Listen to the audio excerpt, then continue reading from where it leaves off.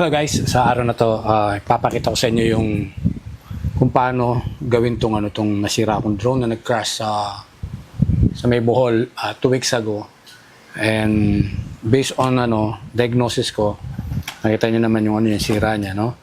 Bumagsak kasi to. Ang nangyari, sumabit siya sa cable pero hindi nakita ng avoidance sensor ng DJI. So doon natin makikita na sometimes pumapalpak talaga yung yung sensor ni DJI.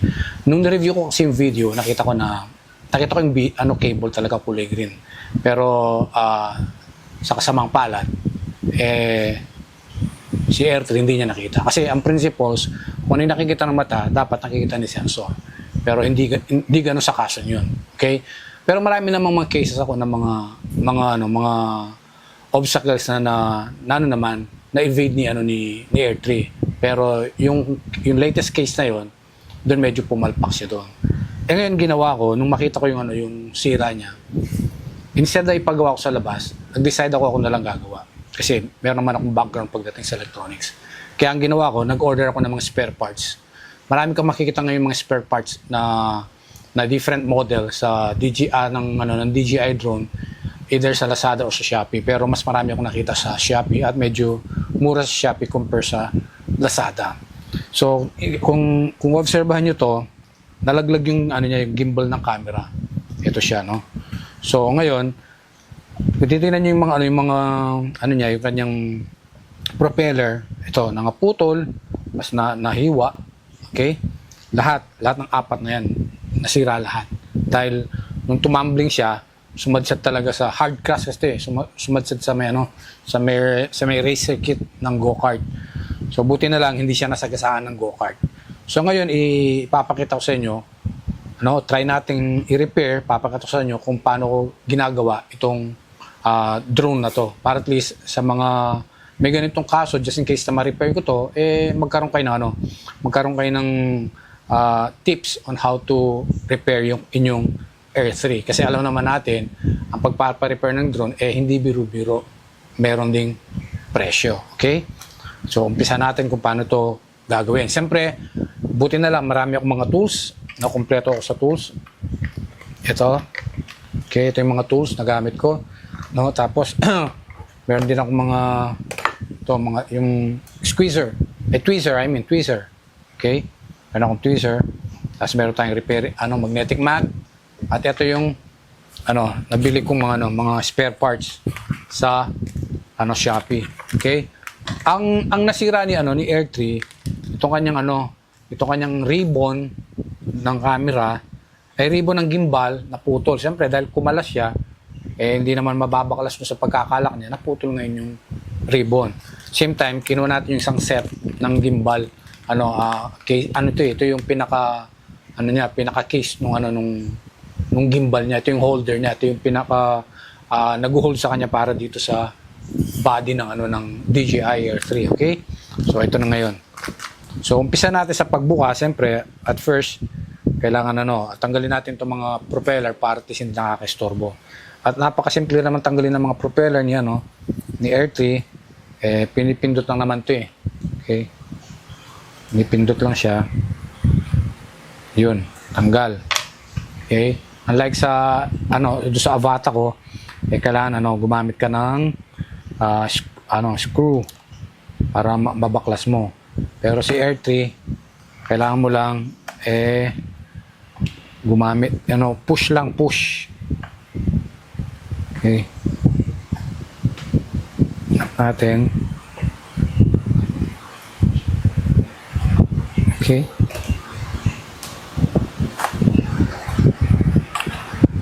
Okay. So ngayon, i-reverse natin dahil bubuksan natin itong pinakatakip niya sa baba, bottom case. So gagamit tayo ng special tools.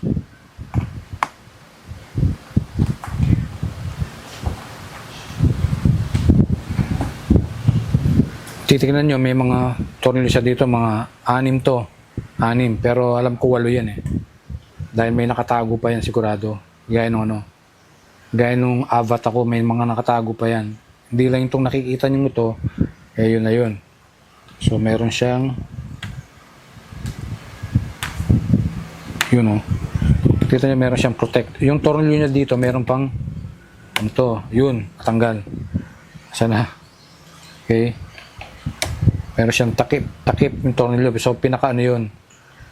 Katunayan na hindi pa talaga siya nabuksan. First time siyang nabuksan actually. Kasi yung tornilyo nito, isa sa mga tornilyo niya, may takip yan ng plastic. Katunayan na nakasealed pa talaga siya. Hindi ko lang saan napunta yun. Kailangan maibalik. Yun.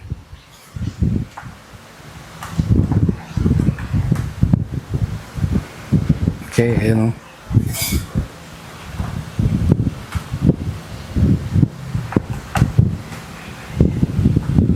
Guys, no, ang Air 3 naman compare sa mga malilit na drone gaya ng Avata. Ang Avata kasi medyo complicated yung ano niya, yung pagbaklas dahil sobrang compact. Eh so far naman ang malalaking mga drone, hindi naman siya ganun ka-compact kasi nga malaki yung space niya. So mas madali siyang kalasin kaysa sa mga malilit na drone kagaya ni Avata. Si Avata talagang mamumroblema ka sa kanya. Okay? So meron pa siya dito. Ayun o, may dalawa pa siya o. Yun. Wala natin baklasin.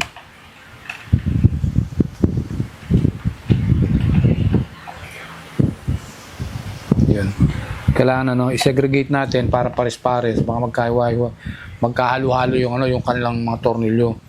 So kagandahan itong ano, itong repair mat, eh meron siyang mga division, naka-divide.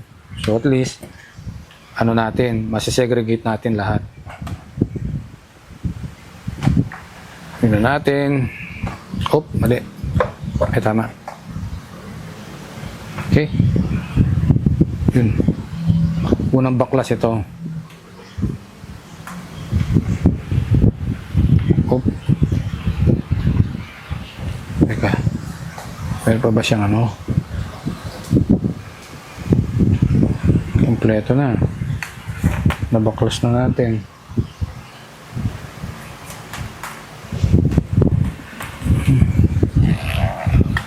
O ba't ayaw? Ah, baka ito pa. Meron pa, ito pa.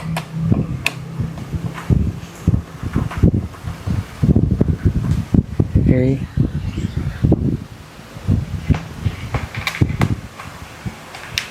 Masyado kasing manot eh.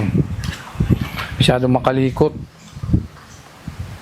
Pero usually na ng mga screw niya, ano yan eh, uniform yun eh.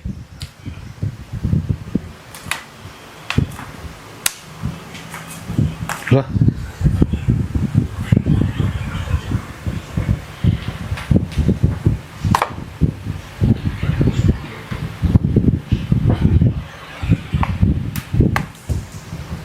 Hihihi. Suka tayo ng ano.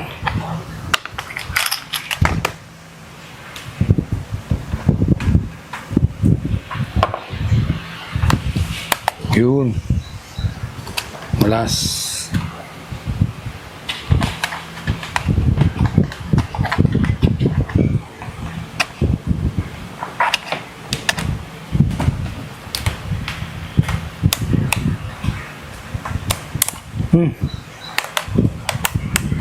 Ayan. Yun. One down. Yun. Ito palo. Tapos ito. Yun. Tapos yung titingnan mo guys, meron tayong tatanggalin dito. Yun o. Yun natin, nalagyan natin ng ilaw para ano, mas maliwanag.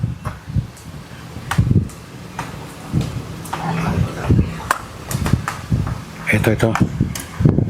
Tatanggalin natin to.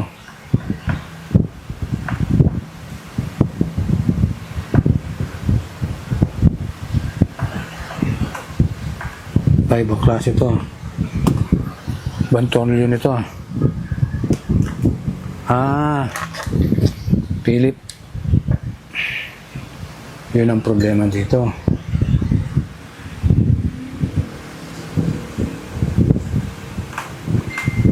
Yun.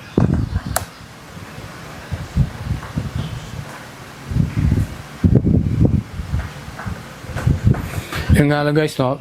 pag nagkakalas ka ng drone, medyo ingat ka talaga dahil once na ano ka, medyo gamitan natin ito. Yun. At least, di ba? Natanggal na. Ito, oh. Tanggal na siya. Ito yung pinaka-takip niya dito. So, nandito pa yung mga ibang ano nyo, mga sensor nyo. Diba? Nandyan pa.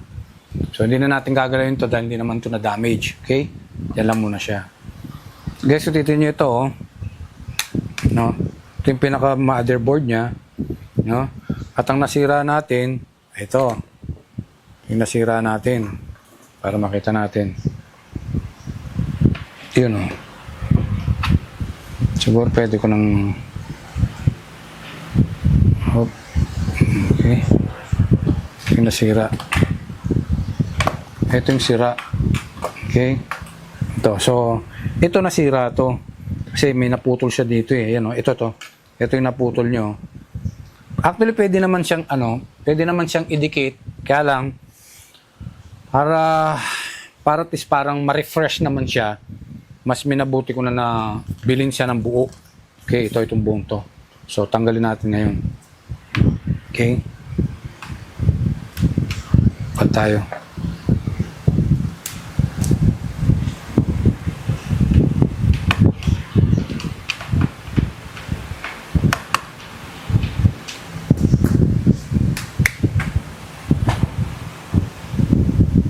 Okay. So, meron siyang isa, dalawa, tatlo, apat. Apat na screw. Okay.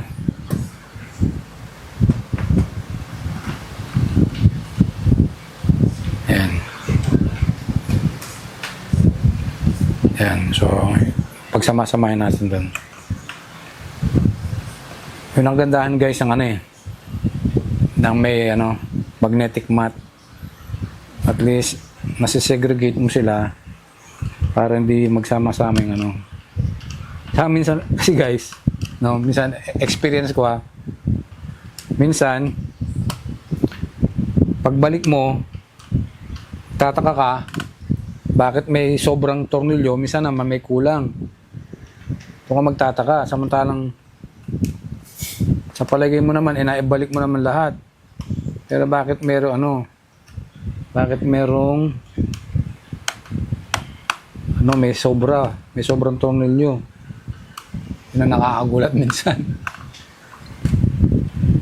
Ibig sabihin, kung may nagsobra kang tornilyo, merong siguro gamitan natin ng lente. Gamit tayo ng lente. Para makasiguro na tayo. Siyempre, parang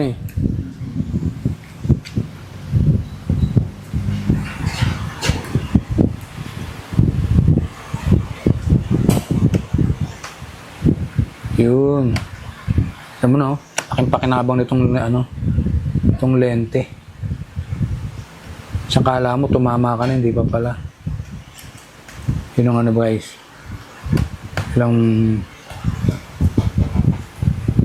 Ilang minsan ang medyo tricky. So, kailangan marami kang available tools na magagamit mo. Yun.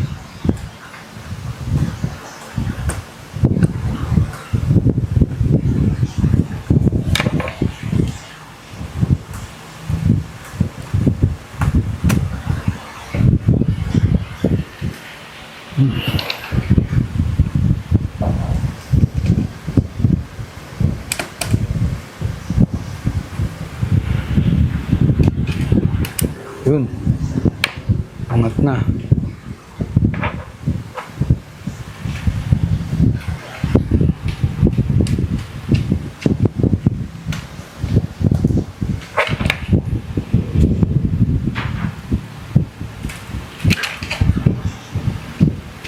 So guys, dapat pala bago ko pala dapat na kinalas yun, Dapat pala tinanggal ko muna to. So, ito dapat tanggalin to. Ito yung ribbon na naputol to. Ito itong part na to. Ito yung naputol. Itong ribbon na to. Yun. Ito siya. Ito yung natanggal, no? Putol, oh. Diba? Ito yung naputol. Ito yung papunta dun sa gimbal. Okay? Ito siya. Naputol. Tapos ito, dapat tanggalin din natin. Meron kasing ano to eh. Yan, parang pinaka tape. Protection din kasi yan. Yun.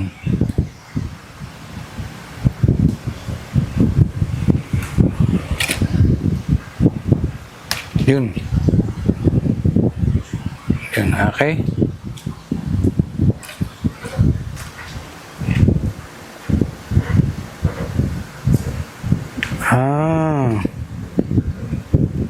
So, nakadikit pala siya dito. Galing, oh. Ilang pagkakagawa nyo. Binitin nila dito.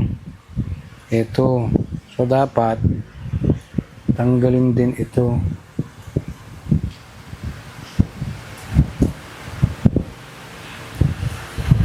Oh, teka.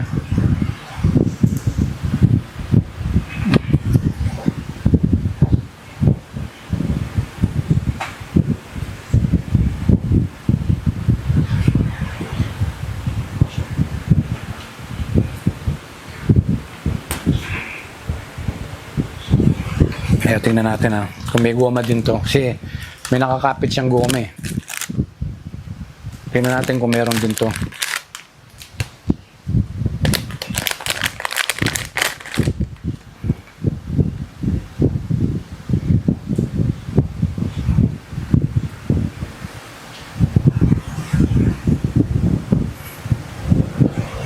Wala. Wala siyang goma. Ibig sabihin, sila na yung naglagay nito. Yun.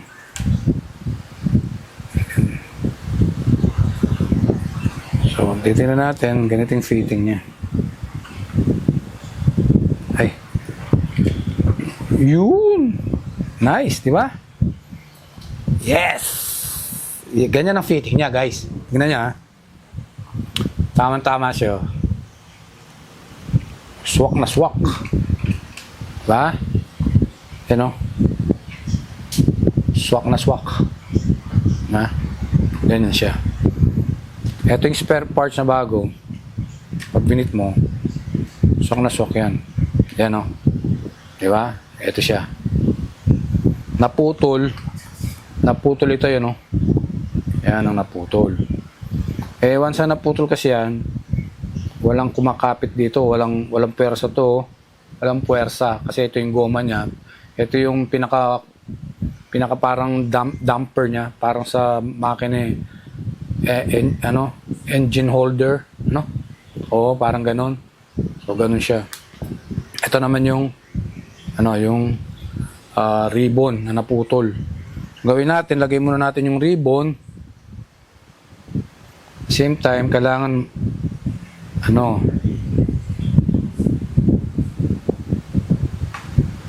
okay, kailangan matanggal pala to. Ito yung naputol eh. Kailangan matanggal to, guys. Okay? Kailangan matanggal siya. Ito yung kailangan tanggalin. Ito kasi, nandito na siya eh. Yan o, yung isa o. Ito yun. Tapos itong sa camera, sa lens, ito. Okay? So, kailangan tanggalin natin. Yun. Okay? So, tatanggalin natin siya. Mapabilis yung proseso natin kung paano natin siya tinanggal. Ganun din natin siya ibabalik. Ang advice ko lang, mag-ingat lang sa pagbabalik, lalo na yung mga ribbon, wire. Kasi, mga sensitive kasi yung mga yun eh. Huwag mong babaluktutin, huwag mong i-fold dahil nag-i-snap yung mga yan. Pag yan naibaluktot mo, may possible na masira actually, ganun siya. At the same time, pag binalik mo yun doon sa kanyang socket, mag-ingat ka rin kasi medyo ano yan, medyo sensitive yung mga pin yan. Kaya pag binalik mo dahan-dahan, alam mo naman na fit na siya, marinig mo yung click eh. Pero ingat pa rin. Gumamit ka ng mga tamang tools para at least kahit papaano maiano mo siya, magamit mo siya na mag-guide mo yung yung ribbon wire, yung kanyang socket papunta doon sa pin sa katawan ng pin na socket na nasa motherboard actually, ganun siya. Kaya maganda kung talaga medyo gumamit ka ng ilaw, kung may lente ka, gumamit ka ng lente para makasigurado ka, para at least hindi ka kakapa-kapa. At ang medyo diyan, ang medyo tricky diyan, yung ribbon niya sa papunta dun sa camera, kasi ingat ka dun sa pag-ipit, kasi nung nilalagay ko yan, medyo medyo munti ko pang makalimutan na meron pala siyang lock. So ingat ka din dun kasi yun yung maglalak sa yun ang maglalak sa ribbon para hindi siya kumalas. Kaya dapat pag-iingatan lang. Well, naman yan huwag kang magmadali. Huwag kayong magmadali sa sa paglalagay dahil hindi mo na makukuha sa bilisan yan. Magmamadali ka nga, papalpak ka naman, di ba? Kaya lang, take time lang. Part ng learning yan. Kung siguro susunod na gawin ko to, siguro baka less than 20 minutes kaya ko nang gawin yan. Sa ngayon, siyempre first time.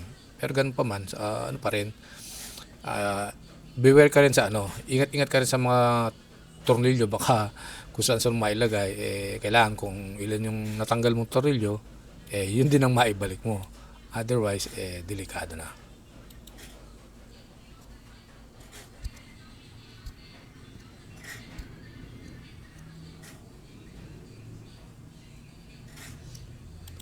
Ganyan, tinatry ko kung yung gimbal at least umandar yung gimbal, working na, ibig sabihin na properly in place yung mga spare parts na nilagay natin.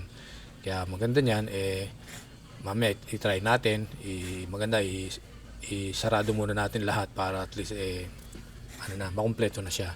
After this, sisindihan natin ulit. Pero so far, yung gimbal nakita naman natin, gumagalaw, nagpa-function ng maayos, sumusunod sa remote control. Magandang indication na okay na. Pero siyempre hindi natin masasabing okay na lahat hanggat di natin yan natitesting. Pero right now, sasarado muna natin siya, at least maging maganda yung niya, pagtitesting natin. At least pag nasarado na siya, kasama na lahat yung pati mga sensor, masasabi nating successful yung pag-install natin. Kaya ilalagay muna natin yung mga tornilyo, kumpletuhin muna natin para at least malak na natin siya ng todo, no? So far naman wala namang nakakaligtaan mga tornilyo, kumpleto naman lahat yan. At pagkatapos yan, siyempre ilalagay na natin yung mga propellers natin para at least matry natin lahat kung lahat ay nagpa-function. Okay? Yan na. Halos makumpleto na. Kaya yan na.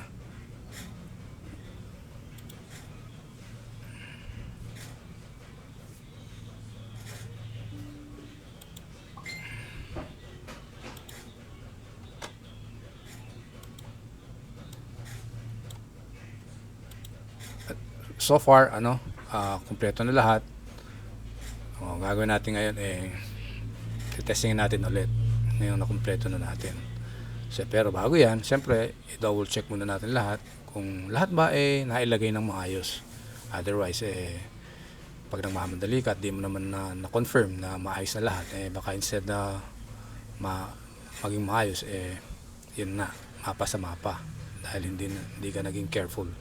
So ngayon titingnan natin siya, sisindan na natin kung successful na ba lahat ng ating mga inilagay na mga spare parts. So far nailagay natin spare parts 3. Pang-apat pala yung pang-apat yung propellers. So on natin. Tingnan natin kung nag-engage, nag-reset. Nakita natin gumalaw ang mga propellers, ganoon din yung camera, nag-reset na rin, yun. Gumagalaw yung camera. Ayan. Ngayon sisindihan natin yung motor. Okay, hindi natin siya paakyatin. Start motor lang tayo. On motor lang. Hindi yung yun, on motor lang. Okay, kailangan maging maingat tayo. Baka biglang umangat yan So far so good. Magandang indication. Okay, patayin na muna natin. O yun. Goods na. Okay na. Nice. So guys, tingnan nyo ha. Kung titignan nyo, para simple lang, pero at least nagawa natin ng tama. At the same time, sa susunod na video, ipapakita ko sa inyo yung pagtitesting ng drone na to kung talagang 100% okay na at flight na siya. Ready to go na siya for a new flight. Okay? Thank you.